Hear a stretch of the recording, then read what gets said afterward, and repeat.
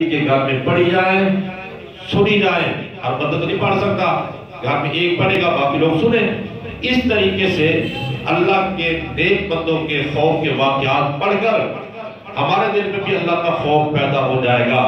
اور ویسے بھی اللہ کے نیک بندوں کی صحبت کے اپنے اثرات ہوتے ہیں، ان کی اپنی برکات ہوتے ہیں.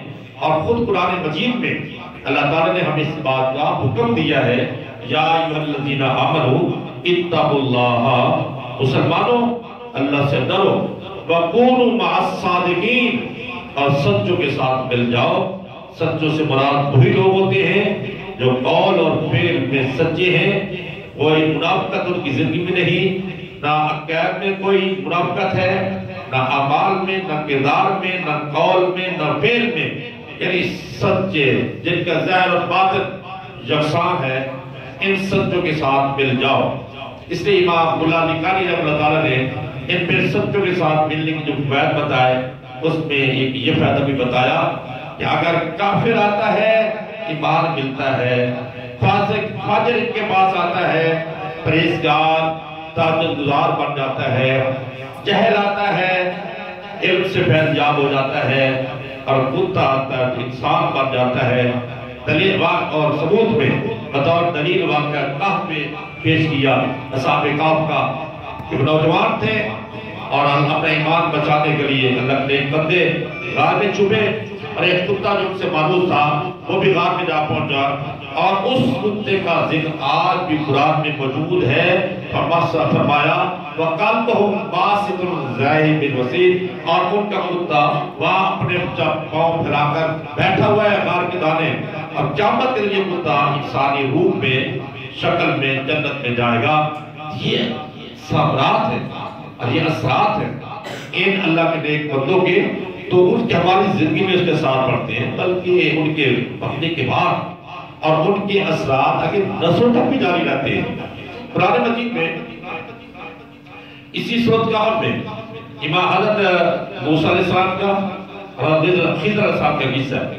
ایک بستی میں گئے، انہیں بھوک لگی ہوئی تھی، کھانا مانگا، کہا جی ہم مہمان ہیں، ہمیں کھانا کھلاؤ. مہمان نہیں کرو ہماری، لوگوں نے انکار کر دیا. اور وہاں سے جب چلنے لگے تو ایک دیوار گر رہی تھی.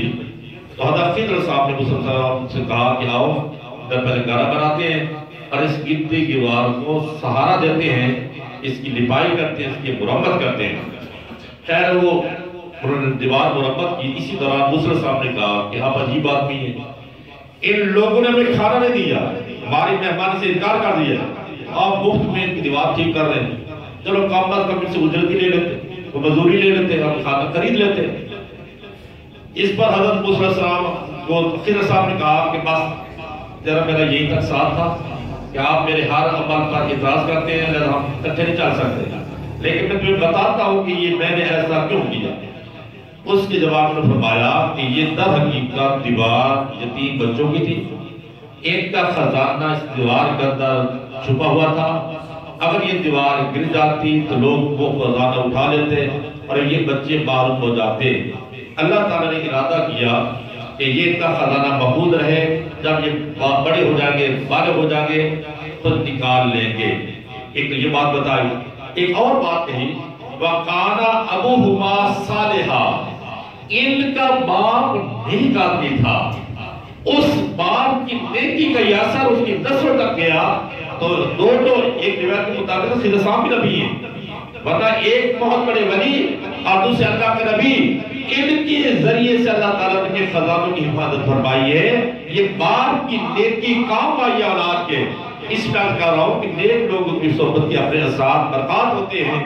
تو یہ کچھ گزارشات جو میں نے آپ کے سامنے رکھی ہیں، پوری بات کا خلاصہ ذہن میں رکھیے. ایمان خوف اور امید کا نام ہے. اللہ سے ڈرتے بھی رہنا ہے، تاکہ خوف خدا بھی دل میں رکھنا ہے تاکہ گناہ سے بچ سکے. اور اللہ تعالیٰ کی رحمت کی امید بھی رکھنی ہے، کیونکہ مایوسی نومیدی کفر ہے. لا تقنطوا من رحمت اللہ. رحمت کی امید کیسے پیدا ہو سکتی ہے؟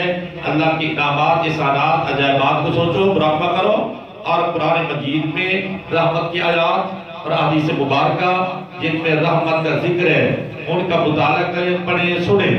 اور دوسری چیز خوف خدا ہے. تو خوف خدا کیسے پیدا ہوگا؟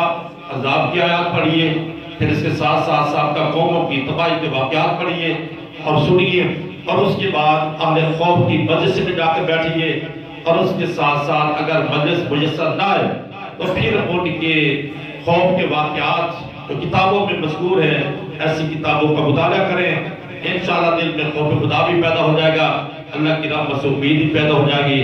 اللہ تعالیٰ سے دعا ہے کہ اللہ تعالیٰ ہمیں اپنا اس قدر خوف نصیب فرمائے جس کے نتیجے میں ہم گناہ سے بچ جائیں، اور اپنی رحمت سے ہمیں اللہ محروم نہ فرمائے بلکہ اپنی رحمت کا وافر حصہ نصیب فرمائے۔ وما علینا الا البلاغ۔